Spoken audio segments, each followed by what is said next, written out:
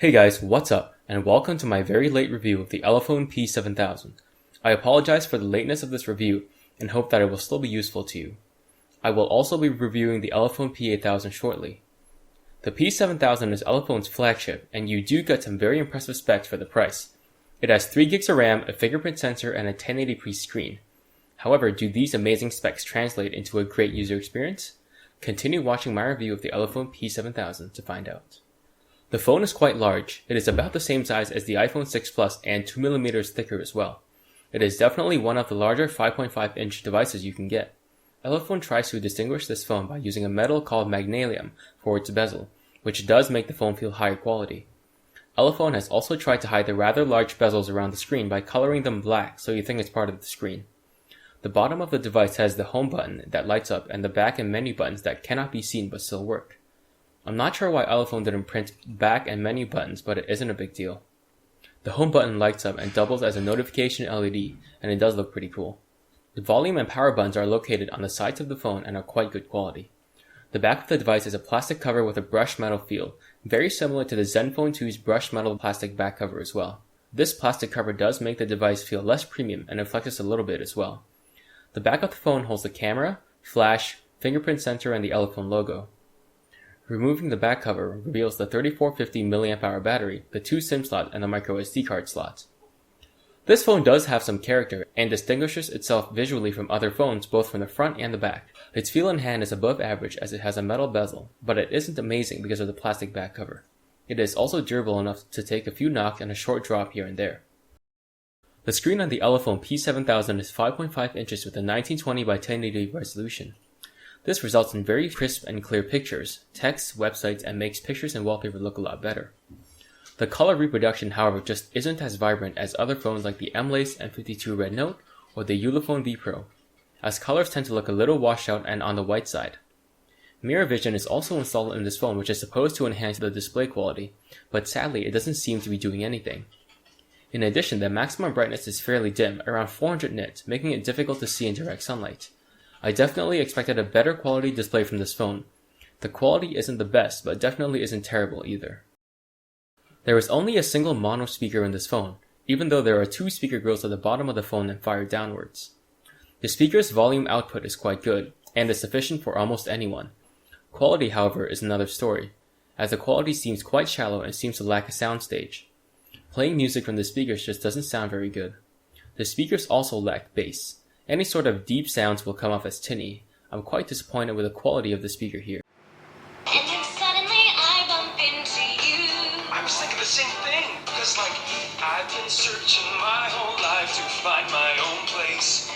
And maybe it's the party talking or the chocolate fondue. But with you, I found my I see your face, and it's nothing like I've ever known before. I'm quite happy with the size of the battery that Elephone has placed on the P7000. At 3450 mAh, it should provide great battery life for this phone, even though the screen is 5.5 inches. I ran through 2 battery tests, the web browsing and the video playback test. I set the screen brightness to 250 nits and reloaded web pages over Wi-Fi every few seconds. The phone died after 10 hours. In the video playback test, the screen brightness was 250 nits, and a standard definition video was played. The phone played back video for 13 hours and 9 minutes. Again, great results. Real-life battery usage matches the results above. The phone was off the charger for a total of 16 hours. During that time, Wi-Fi, data, and GPS was always on. Screen gestures and fingerprint unlock was also activated as well.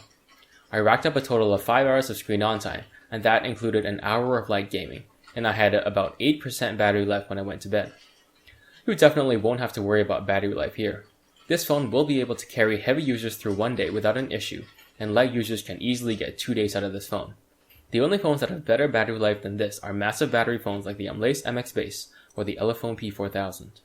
Android 5.1 is installed completely stock on the Elephone P4000, and Elephone has installed a very light skin with custom icons on top of stock Android, which is easily switched through the settings menu. However, Elephone did not take enough time optimizing the ROM. General use isn't silky smooth. There is a tiny bit of lag when swiping between home screens, and a lot of lag when pulling down the notifications bar.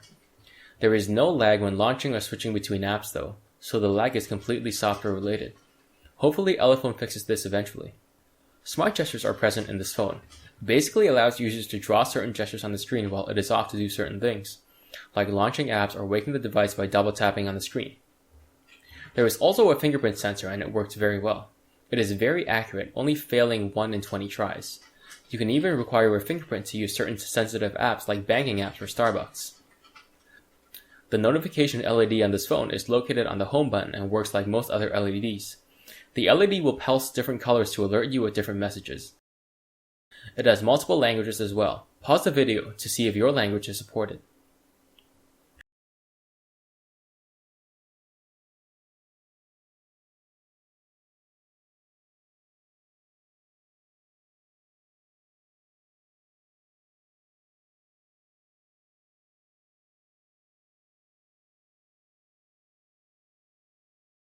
Elephone did not separate the storage into multiple partitions, but kept everything in one huge partition of 12 gigs. That is something I greatly appreciate after having a lot of problems updating large games on my THL5000, which separates the partitions into 4 gigs and 8 gigs, forcing me to uninstall and reinstall games. The MTK6752 Processor is powerful and has no problems running intensive games on the 1080p resolution. I installed and ran EA's UFC game and played it and there was no lag whatsoever. Less intensive games like Agario also ran perfectly well. That game is insanely addicting, don't start. I ran Antutu as well and got a score of 38,900, which is about average for the MTK6752, if a bit on the low side, so that's not bad. This phone supports quad-band GSM, quad-band WCDMA, and quad-band LTE. Reception is great. Calls and texts were perfectly fine and never dropped, and I had a strong 4G signal all the time, even in the basement where other phones, even the Zenfone 2, had trouble getting signal. I ran speed tests and got 45 megabits a second down and 5 megabits up, which is not bad at all, but not the fastest. Wi-Fi reception, however, wasn't that good, as Wi-Fi would slow down drastically the farther away I was from the router, a lot worse than most other phones. Bluetooth worked just fine, and GPS reception is also quite good.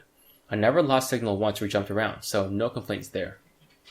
In conclusion, connectivity overall is good. Data reception, GPS, and Bluetooth all work quite well. Wi-Fi is the only section of this phone that doesn't work well when you are too far from the router. This section of the video was captured using the Elephone P7000. Elephone used the Sony IMX214 sensor, so let's see how good camera quality is. Camera quality on good lighting conditions is not bad. Pictures are quite clear and the camera snaps photos quickly. However, colors seem a little bit washed out, but that can be fixed using HDR. Pictures taken in dim lighting conditions aren't bad at all either, and can actually be decent. The front-facing camera is average, good enough for video calls and maybe some selfies. The video quality is also not bad, as you can see from this part of the video. Overall, I'm quite impressed with the camera quality. I don't have any complaints here. So what is the verdict on the Elephone P7000? This phone packs some pretty amazing specs and delivers in many areas. However, it also let me down in several areas as well. I dislike the plastic back of the phone, it just doesn't feel premium. The speaker quality, it just isn't that great either. But worst of all, the software on this phone is laggy. I really hope Elephone fixes the lagginess, as that is a deal breaker for me. Other than that, the battery life is great and so is the camera. Thank you so much for watching and have a great day. If you want to see more videos like this, hit the subscribe button below and click on any of the videos that should be popping up soon. Now, back to playing Agario, which is consuming my life.